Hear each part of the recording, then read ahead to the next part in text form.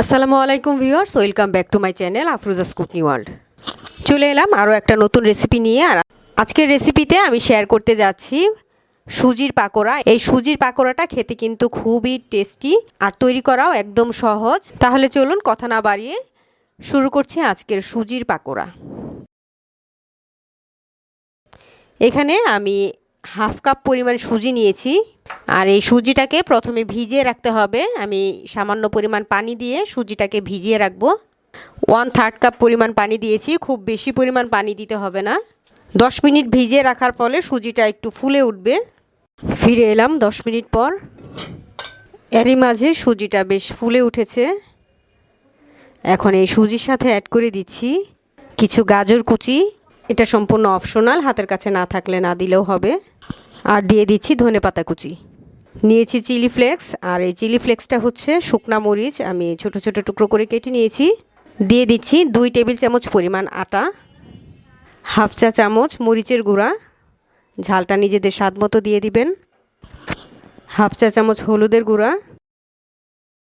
স্বাদ মতো লবণ, হাফ চা চামচ বেকিং পাউডার। আর এই বেকিং পাউডারটার কারণে কিন্তু এই পাকোড়াটা খেতে খুবই ভালো লাগবে, একটু বেশি মচমচে হবে। হাফ চা চামচ আদা রসুনের পেস্ট। এবার এই সবগুলো উপাদান ভালোভাবে মিশিয়ে নিব। এখানে বাড়তি আর কোনো পানির দরকার নেই। আমি হাত দিয়ে ভালোভাবে মিশ্রণটা মিশিয়ে নিয়েছি। চুলায় একটা কড়াই বসিয়ে পরিমাণ মতো তেল দিয়ে দিলাম। আর এই তেলটা এখন গরম হয়ে গেছে। এই গরম তেলে পাকোড়াগুলো ভেজে নিব। আমি একটু ছোট ছোট করেই ভেজে নিচ্ছি।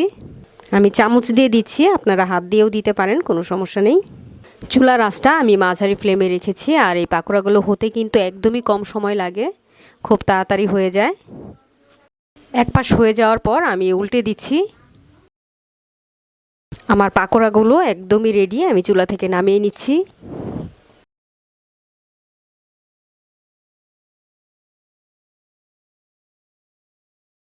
সবগুলো পাকোড়া আমি খুব মচমচে করে ভেজে নিয়েছি, চুলা থেকে নামিয়ে নিলাম। খুব সহজে তৈরি হয়ে গেল মজাদার সুজির পাকোড়া। এটা চায়ের সাথে খুব জমে যাবে। এটা আপনারা বাসায় ট্রাই করতে পারেন, খুবই ভালো লাগবে খেতে। আর আজকের রেসিপিটি যদি ভালো লেগে থাকে অবশ্যই একটা লাইক দিয়ে দিবেন। আর আমার চ্যানেলটি এখনও যারা সাবস্ক্রাইব করেনি তারা প্লিজ চ্যানেলটা সাবস্ক্রাইব করে পাশে থাকা বেল বাটনের অল অপশনটি ক্লিক করে দিবেন।